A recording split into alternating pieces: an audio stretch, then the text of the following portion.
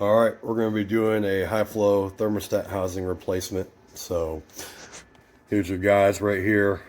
Obviously, I'm working with a 2021 Hellcat Durango. I'm pretty sure it works. Not going to be a big deal. While doing the housing, I'm going to change the thermostat out. I'm going to do a 192 thermostat. It's a go between stock and 180.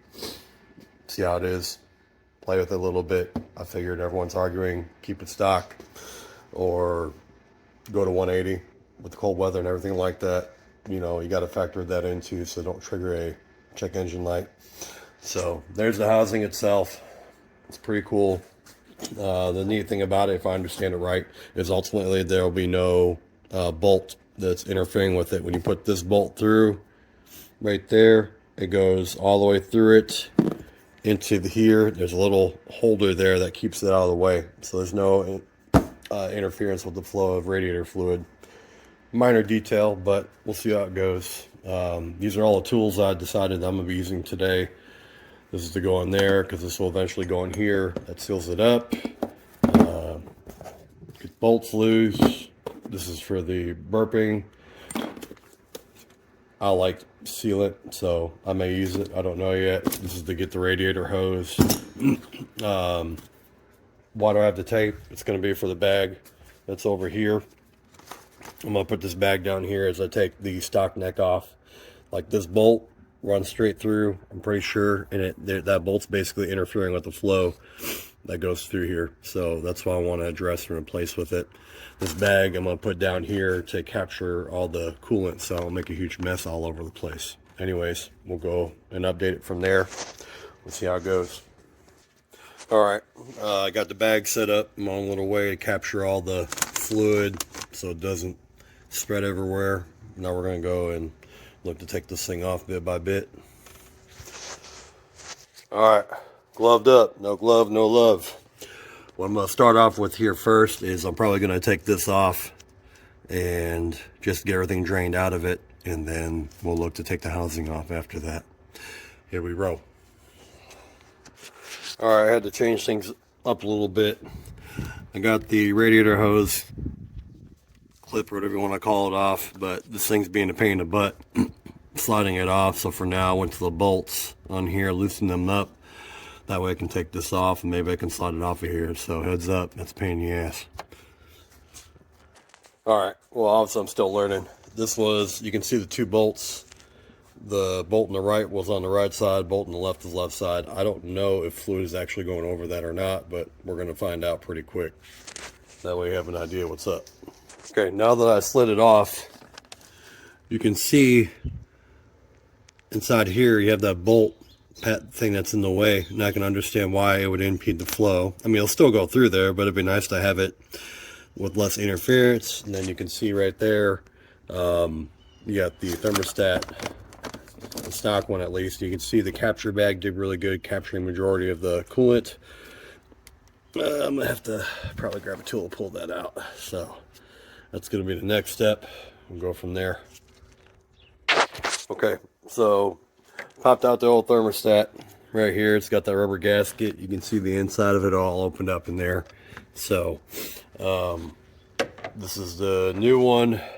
Pay attention to that piece up there. You always want to have that up, I guess, for bubbling purposes. When I was doing a little bit of YouTube homework, as I like to call it, even the stock one has the same thing up top. So we're going to make sure we put them both up just like that to help drain it out. I'm going to take this rubber gasket off of this one, put it on here. Yeah, and we'll go from there. Yeah, this looks like, yeah, this is a 203. The stock one's 203 degrees, and then I'm going with the modal, or whatever the hell it's called, something. So 192. Figure it's a good go between. So there we go. So this tubing right here is giving me a hard time coming off. So my next tool I'm going to improvise using is a heat gun. See if I can heat up that tube, get it so I can get it loosened up. Just be gentle about it, all that good stuff. See if I can get it warmed up enough to where I can slide it off, and then see how it goes. All right, I had to do two parts because I hit the dang power button on this. So I finally got it off. I had to use flathead just to kind of get everything loosed up around the edge, probably from time breaking all that stuff. So when you look at this, the old one, you can see the metal that's in between on both sides there, okay? And when you're making a comparison to the new one, there's nothing. And part of that, again, is the fact that when you put the bolt through here, it's going to go flat and flush with the inner tubing there, if you can see it. You can appreciate a little bit more flow with that. So we're going to put that on, get into the tube, and yeah, almost getting done. All right, next part of this, I'm just going to do it because that's me. I got some gasket sealant, so I'm going to put some of that around. I'm going to put a little bit of that around here, around this edge here, and then on the new housing, I'll probably put some around this area right there, just to have it on there, just in case. I'd rather have it and not need it than need it and not have it, especially because it's a coolant system on the Hellcat. All right, got the sealer around there and there, a little bit on there. Like I said, just rather have it, not need it, and need not have it. So we're going to look to apply, put everything back together. All right, a little slight hiccup, but we'll see what happens. In my great infinite wisdom, which is not always right, I did put the hose on, but a slight little potential issue for you to think about. I think it's easier to put the hose on first and then try and put everything in, but you know, hopefully the bolt doesn't drop off of that and go inside there. But if it does, I guess we'll figure it out. There you go. Well, it sucks to be me. I'm kidding. It all worked out good. Everything's on there. You can see it lined up good. Appears to be working good. So we're about to seal her up and see how she does and go from there. I'm pretty happy so far. So now we'll just have to work on the functionality of everything. We shall see. All right. Next step is to, let me take this and then we'll plug that hole in there like that, and yeah, we'll go from there. All right, everything's all put up together. This is ultimately what it looks like with everything on there. So even though it says Trickhawk, I pretty much already knew it's going to work on here on the Durango. So 2021 Durango Hellcat with the upgraded housing and such, better flow, 192 thermostat, a little bounce between stock and modern guys, and we'll go from there. I'm about to start her up, see how she does. If you don't know and you're not a complete expert, I'm not even saying I am one or even close to one, there's your burping section there. So I'm probably going to open that up when I start it, let it run, make sure I try and get all the air out of it. And then I'll probably I may put this coolant back in, I may just get some more, I don't know yet, we'll see. Anyways, there you have it. All right, did some driving tonight after putting on the new neck and the thermostat, 192 degrees down from the 203 degree stock one. I'm pretty happy with the results. Granted, it's 47 degrees outside in Texas, so that's cold for Texas, but temperatures as a whole have been very impressive, even with pushing the motor, wide open throttle.